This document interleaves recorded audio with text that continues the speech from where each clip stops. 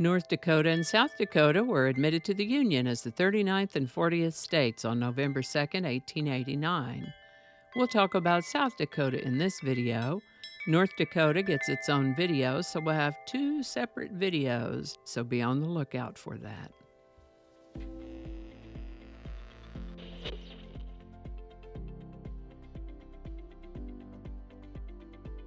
Hi there, and welcome to This Day in History for November 2nd. November 2nd is the 306th day of the year in the Gregorian calendar, 307th in leap years, with 59 days remaining to the end of the year. Today's word is twin. Twin is a noun that refers to one of two children or animals born at the same birth, or more broadly, two people or things closely associated, similar, or matching. As a noun, twin often describes one of a pair. As an adjective, it means forming one of a matched pair. For instance, in astronomy, the star constellation Gemini is Latin for twins and represents the mythical twins Castor and Pollux. Examples of twin in a sentence might include, she gave birth to twins, a boy and a girl, both healthy and strong. Or, the building's twin towers dominated the skyline. Or, they have twin goals of finishing school and starting a business together. The word twin comes to us through Old English, from Proto-Germanic and Proto-Indo-European before that. First known use of the word twin is back in the 1300s. Twin. And with that, South Dakota was admitted to the Union as the 40th state of the United States on November 2nd, 1889. South Dakota is located in the north-central United States and is part of the Great Plains. It's a state rich in history, culture, and natural beauty. South Dakota's official nickname is the Mount Rushmore State. It also has unofficial nicknames of the Coyote State and the Sunshine State, and its anthem is Hail South Dakota. People who live in or are from South Dakota are known as South Dakotans. Named after the Dakota Sioux people, who have 9 reservations in the state, South Dakota's indigenous heritage significantly shapes its identity. The Missouri River runs through it, dividing the state into socially and geographically distinct East River and West River portions. With Pierre as its capital and Sioux Falls as its largest city, South Dakota ranks 17th in area but is among the least populated states in the United States. The state's history dates back thousands of years, from Paleo-Indian hunter-gatherers to semi-nomadic mound builders. By the early 1800s, the Sioux had become the dominant group in the area. European American settlement surged after the 1874 Black Hills Gold Rush, lending to conflicts like the Wounded Knee Massacre in 1890.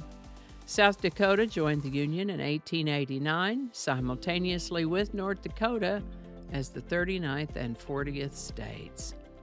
Agriculture has long driven South Dakota's economy, especially with crops in the east and ranching in the west.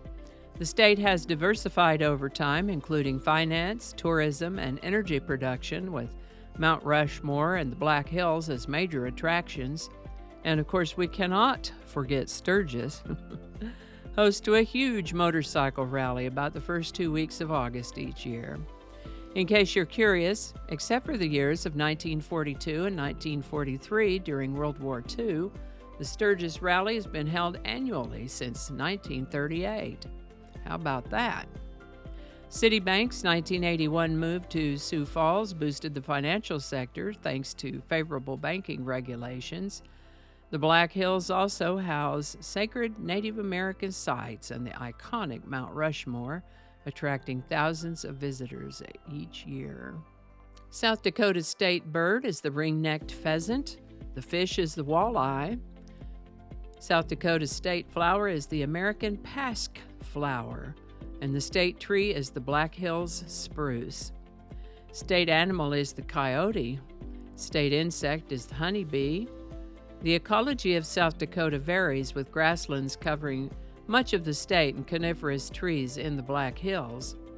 Bison, pronghorn, and deer thrive in the grasslands. while mountain lions and trout populate the higher elevations. South Dakota's climate is continental with cold winters, hot summers, and annual tornadoes common in the east. South Dakota's culture is deeply influenced by its rural character and indigenous heritage, though many young residents have moved to cities or out of state for job opportunities. With a focus on balancing its rural roots and modern industries, South Dakota continues to develop, drawing visitors and new residents to experience its unique blend of natural landscapes, historical significance, and cultural diversity. Happy Statehood Day, South Dakota! And I think that's going to do it for us today. Thank you so much for watching. Consider subscribing if you haven't already. Feel free to share this video with the link in your email, messaging, or social media. If you enjoy this series, you can check out the playlist that contains these videos. I'll put a link to that in the description. That description lives on YouTube, so for other platforms, I'll include a link to my blog page called No Really. You can also find me on Rumble, BitChute, and Odyssey. All those links in that description. Alrighty, that's all I can think of right now. Thanks again, and I'll see you next time. Alrighty, back to work. I think we got it this time.